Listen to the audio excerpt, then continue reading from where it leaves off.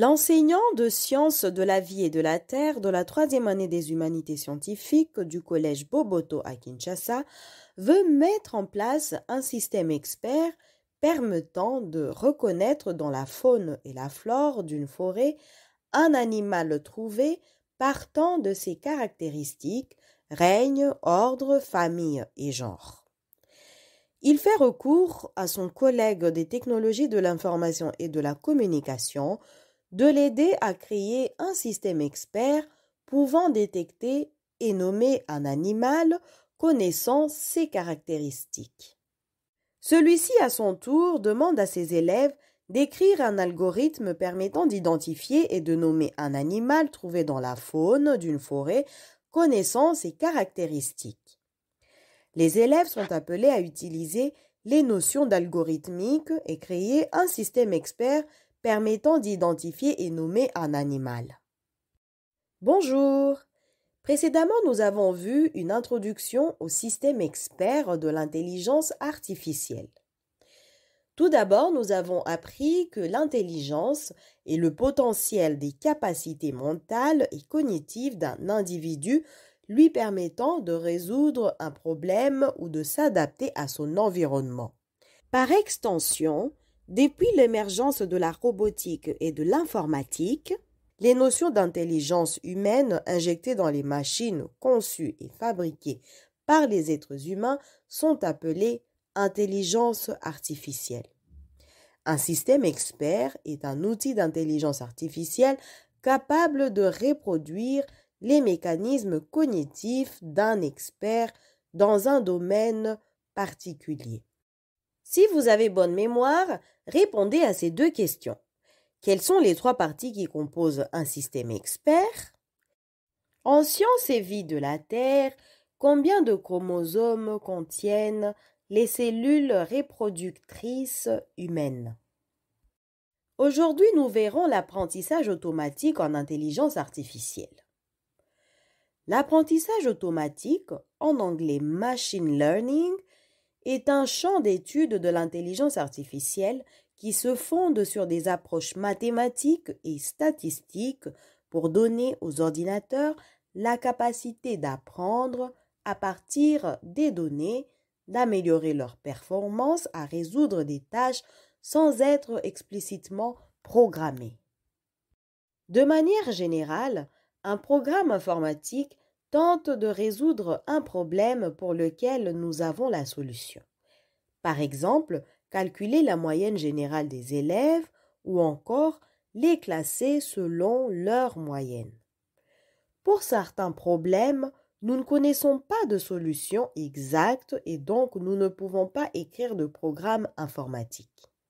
Par exemple, reconnaître automatiquement des chiffres écrits à la main à partir d'une image scannée ou encore déterminer automatiquement une typologie des clients d'une banque.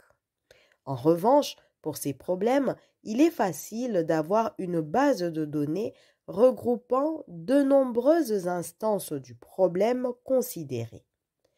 L'apprentissage automatique consiste alors à programmer des algorithmes permettant d'apprendre automatiquement des données et d'expériences passées. En médecine, par exemple, l'intelligence artificielle est utilisée pour poser un diagnostic et le traitement des patients ou encore pour prédire le pronostic du diabète ou des crises cardiaques. Type d'apprentissage. Les algorithmes d'apprentissage peuvent se catégoriser selon le mode d'apprentissage qu'ils emploient. Tout d'abord, nous avons l'apprentissage supervisé. Si les classes sont prédéterminées et les exemples connus, le système apprend à classer selon un modèle de classement. On parle alors d'apprentissage supervisé ou d'analyse discriminante. Cet apprentissage commence généralement par un ensemble de données bien définies et une certaine compréhension de la façon dont ces données sont classifiées. Il a pour but de déceler des modèles au sein des données et de les appliquer à un processus analytique. L'apprentissage non supervisé. Quand le système ou l'opérateur ne dispose que d'exemples, mais non d'étiquettes, et que le nombre de classes et leur nature n'ont pas été prédéterminés, on parle d'apprentissage non supervisé.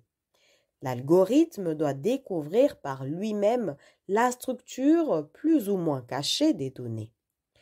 Le système doit ici, dans l'espace de description, cibler les données selon leurs attributs disponibles pour les classer en groupes homogènes d'exemples. L'apprentissage partiellement supervisé, ici, quand l'étiquetage des données est partiel. C'est le cas quand un modèle énonce qu'une donnée n'appartient pas à une classe A, mais peut-être à une classe B ou C. ABC étant 3 maladies par exemple évoquées dans le cadre d'un diagnostic différentiel. Apprentissage par renforcement. L'algorithme apprend un comportement étant donné une observation. L'action de l'algorithme sur l'environnement produit une valeur de retour qui guide l'algorithme. L'apprentissage par renforcement est un modèle d'apprentissage comportemental. L'algorithme reçoit un feedback de l'analyse des données et guide l'utilisateur vers le meilleur résultat. Voyons maintenant le e-learning. L'apprentissage en ligne ou encore e-learning désigne l'ensemble des solutions et moyens permettant l'apprentissage par des outils électroniques.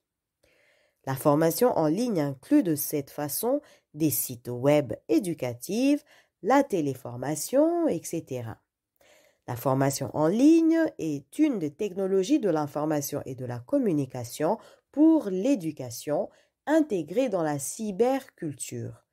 C'est tout simplement l'utilisation des nouvelles technologies multimédia de l'Internet pour améliorer la qualité de l'apprentissage en facilitant d'une part l'accès à des ressources et des services, d'autre part les échanges et la collaboration à distance. C'est le cas par exemple de ces capsules de sciences que propose le projet d'éducation pour la qualité et la pertinence des enseignements au niveau secondaire et universitaire que vous pouvez retrouver sur différentes plateformes. Le Big Data. Le Big Data ou mégadonnées représente les collections de données caractérisées par un volume, une vélocité et une variété si grands que leur transformation en valeur utilisable requiert l'utilisation de technologies et de méthodes analytiques spécifiques. On parle de volume car il n'y a pas d'échantillonnage. On observe et on mesure tout. On parle de vélocité car les données et les résultats sont toujours disponibles en temps réel, spontané. La vélocité représente la fréquence à laquelle les données sont à la fois générées, capturées, partagées et mises à jour. La variété puise dans les données textuelles, les photos, les audios, les vidéos et complète généralement les pièces manquantes en fusionnant plusieurs sources. Robots et robotique. La robotique est l'ensemble des techniques permettant la conception et la réalisation de machines automatiques ou de robots. La robotique actuelle trouve des applications dans différents domaines tels que la robotique industrielle, robotique domestique, robotique médicale ou encore robotique militaire. Un robot est un système alimenté en énergie qui évolue dans un environnement statique ou dynamique. Il est formé d'un microcontrôleur ainsi que d'un ou plusieurs capteurs et actionneurs. La structure d'un robot est contrôlée de manière à effectuer une ou un ensemble de tâches. Un robot fonctionne par l'exécution continue d'un programme informatique constitué d'algorithmes. Par exemple, dans la robotique domestique, il y a des robots aspirateurs. La domotique.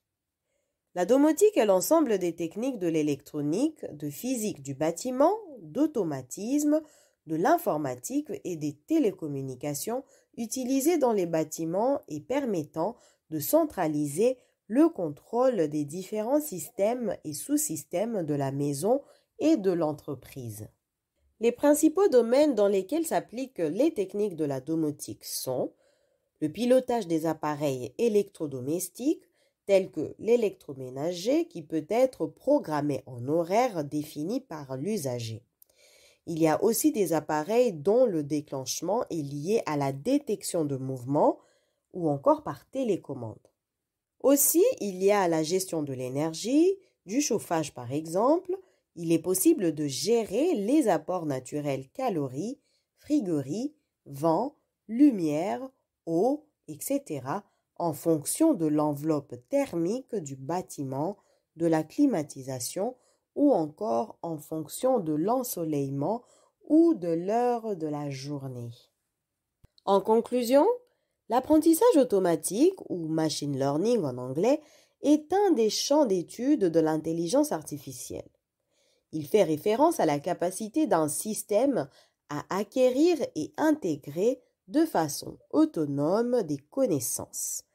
Cet apprentissage permet d'avoir un système qui s'optimise en fonction de l'environnement, les expériences et les résultats observés. À présent, c'est à vous de répondre à ces questions. Première question, citez 3 exemples des systèmes qui utilisent l'apprentissage machine. Deuxième question, définir l'apprentissage automatique pour une machine. Troisième question, créer un système expert permettant de reconnaître, de rechercher et de nommer dans la faune et la flore d'une forêt dans quelle famille appartient un insecte trouvé partant de ses caractéristiques. C'est tout pour aujourd'hui. Bon travail. À bientôt.